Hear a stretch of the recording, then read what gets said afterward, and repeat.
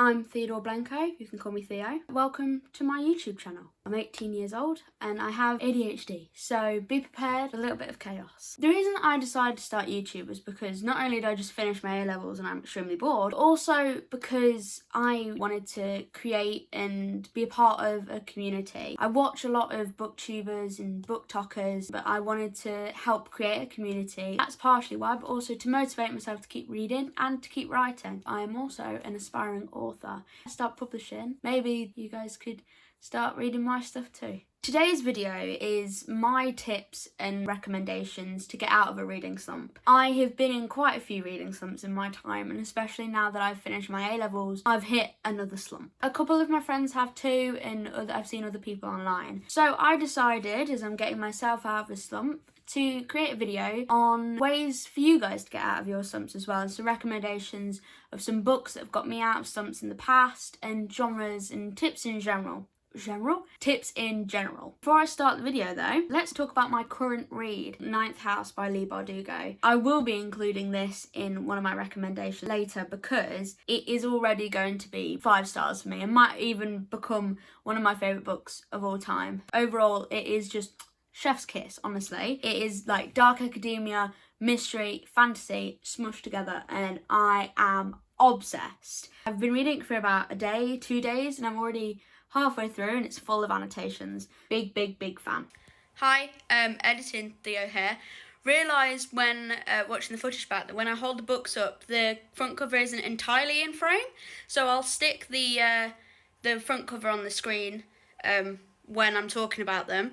You know, first video, still working out how to do everything, so I'll keep that in mind from now on. Also, I've noticed that when I'm talking I sound a little bit out of breath. Please forgive that. It's just because first video, when I'm a bit anxious, my voice tends to do this thing. So, you know, if you enjoy ADHD, anxiety, reading content, that's me. It's a little bit erratic and chaotic, but please stick around if you enjoy that. But yeah, hope you enjoy the video. Take care of yourself. Free Palestine.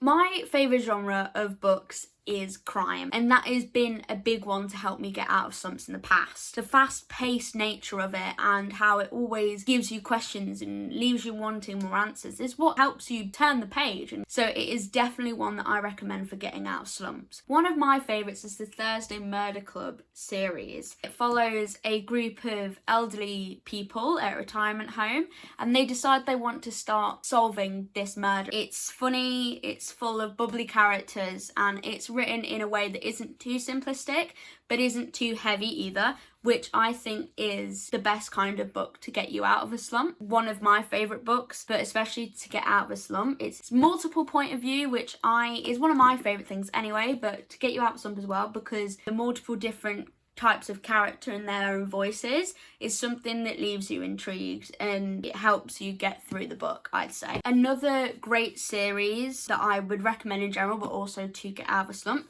is A Good Girl's Guide to Murder series. Yes, the TV show's just come out and it's good, but in my opinion, as it is always, the books are better. So it follows a A-level student doing her EPQ. Her name is Pippa Fitzamobi, and throughout the book she is trying to solve the disappearance or murder of Andy Bell. As is with a lot of crime books that are set in small villages, all the different strands connect, and it's one of my favourite things in a crime novel where everything's just intertwining, overlapping. It's just such a great vibe, and it does leave you on the edge of your seat because the stakes do get really high. Massive fan. While the genre is quite close to crime, I wanted to put it separately because I do have another recommendation, and that is thriller. Obviously it is more high stakes when it's a thriller rather than a murder mystery, and the recommendation is The Family Upstairs. It is a duology now, and I have the second one. I've not read it yet, and it is, honestly, I was on the edge of my seat the entire time. It's like multiple point of view, intertwining story about this crazy family crime thing. We mainly follow this woman who's 25 and she is trying to find her birth family. This also intertwines with the story from 25 years ago where the police were called to an abandoned house because they heard a baby crying. They go in, baby's been abandoned. They find 3 dead bodies downstairs with a note, and the 4 other children that live there have completely disappeared. And I think from that you can probably put together that she's the baby. And honestly, on the edge of my seat the entire time. So gripping, and such a big recommendation for me. And I do have the second one, but I have not read it yet, and this is set 5 years after that one, so then it goes back 30 years to the same crime scene. And brilliant. Now, I'm not 100% sure if this is the right name for the genre of the books that I'm going to be recommending, but we're rolling with it. Historical fiction. Realistic stories can really help with getting out of a reading slump because you can connect to the characters, connect to the situations. It's just a great way to get out of a reading slump. So, the books that I would recommend, basically whatever Taylor Jenkins Reid has going on. The books that she writes, brilliant. My favourite is Daisy Jones and the Six. It follows a solo artist and then a band, and they are forced to sort of join forces because they're both doing really well, but they think that it'd be even better if they just join forces. There is a TV show, but again, the book's better. And it's just brilliant. The intertwining stories, different decades, all sorts. It is, honestly, definitely one of my favourite books I've ever read. But whenever recommending a Taylor Jenkins Reid book, you have to follow it up with The 7 Husbands of Evelyn Hugo, spanning multiple decades, multiple point of views, LGBTQ representation, people of colour representation, all sorts, and with the high stakes as well. Personally, I'd say it follows an actress in a Cuban actress, I believe she's Cuban. Now, when recommending those sort of books, I always have to recommend the final revival of Opal and Nev. And while I said that Daisy Jones and the Six is probably my favourite, now that I think about it, this might be it, because it has a very similar plot line as Daisy Jones and the Six, as it's 2 musical artists coming together and creating music and stuff. It's multiple point of view, but there is a journalist involved, as is in Daisy Jones and the Six, but there's higher stakes in this. It also deals with the complexities of being a person of colour in the music industry in the 70s and the 80s. Things are exposed, people are exposed, and it is just iconic.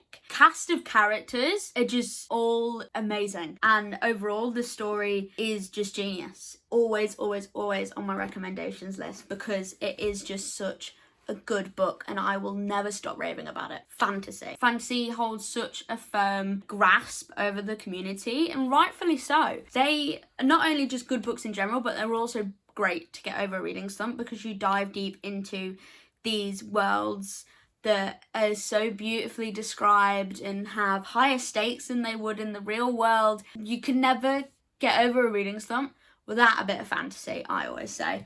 So like I said earlier, Ninth House. I'm only halfway through and it is already going to be a 5-star read for me, I can tell.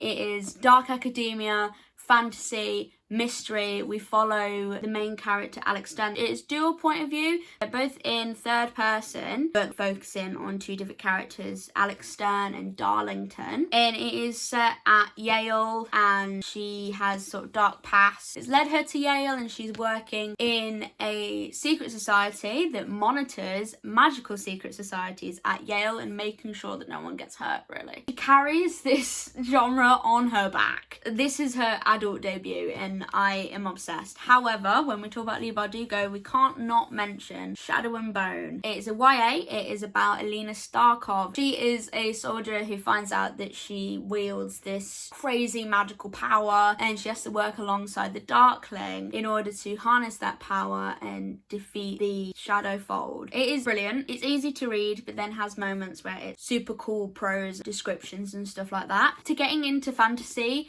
Shadow and Bone is definitely the best way to start, I'd say. Another fantasy recommendation is A Darker Shade of Magic, and this follows Kel, who is a traveller who travels in between alternate worlds, dimensions of the same place basically, and they're all Londons. So there's Red London, White London, and there was once Black London. So by that you can sort of assume that Kel is going to do something along the lines of working out what happened to Black London. It's written brilliantly, gripping. It's just such a great book. Some other broader recommendations to get you through your reading slump if you just want to fly through them as short books. So this one is High Fidelity by Nick Hornby. It's contemporary, It's sort of plot without stakes sort of thing. The main character is both likeable and unlikable, and it's about how he's recently broken up with his girlfriend, but he can't stop thinking about her. At the start, he has this list of the greatest breakups that he won't forget about or something. It's been a while since I read it, but it's a great little book. It's 245 pages. You can fly through that. Other short recommendations are like The Picture of Dorian Gray, but if you don't want to read classic literature, then this was published in 95. So maybe go for something like this. If you just want to sort of fly through a short book to add some more numbers to your completed. Poetry. If you just want to read 1 or 2 pages and then put the book down, but you want to read something or learn something, read some poetry. This one is The Orange by Wendy Cope, which is one of my favourite anthologies. Finally, graphic novels. Now, some people say that this is reading, some people say that it isn't. I think it is, because you are digesting and getting a story either way. So it's reading. So one of my favourites to recommend is Heartstopper. This is by Alice Oseman, and it's a nice little K-love story between Nick and Charlie. And honestly, if you haven't heard of Heartstopper, have you been living under a rock? Because not only is there a TV show, but it's also just really famous. So where have you been? But if you want to get through reading some, I'd say add some graphic novels to your list. Another recommendation that I don't have in a physical copy is Adora and the Distance. I've heard mixed reviews about this, but I really enjoyed it. And it's, again, a graphic novel, and it is written by Mark Bernardin about his daughter, for his daughter, who is autistic. And it's fantasy. And I've heard mixed reviews because some people have said that it's ableist, some people have said that it's a good representation. I don't know. Personally, as somebody who is neurodivergent, I really enjoyed the story and I understood what he was trying to do with it. Maybe it wasn't portrayed in the best way, but Mark Bernardin is a highly successful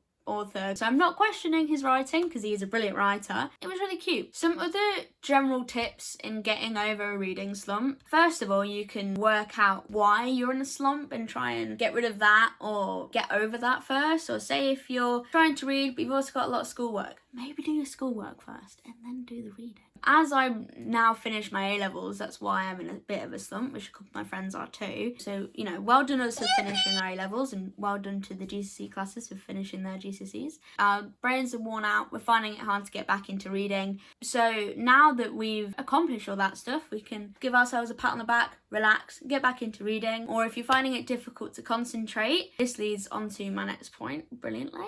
Get rid of all those distractions around you. If it's sound, what I do is I find the audiobook versions of the book that I'm reading and I listen to them at the same time as I'm reading the physical book. They do usually read the words a little bit too slow for me, but that's just because my brain goes a mile a minute. So I turn it up to like 2 times speed or 1.75 times speed. But that helps me because then having the sound through my headphones gets rid of the surrounding sounds, but then I'm also digesting the words better and quicker, so I don't have to read the same page over and over and over again if it's not going in. I know a lot of people listen to music, and I usually do, but sometimes it does lead me to having to read the page multiple times. But yeah, no, I'd definitely say find the audiobook versions and listen to it at the same time as you're reading the physical copy.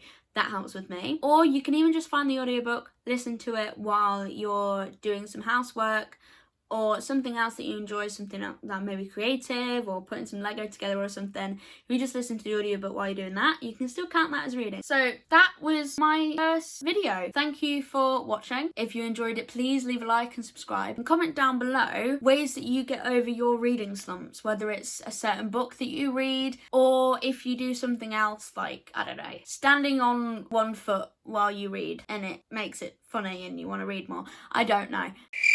I hope you enjoyed this video. I've been Theo. See ya.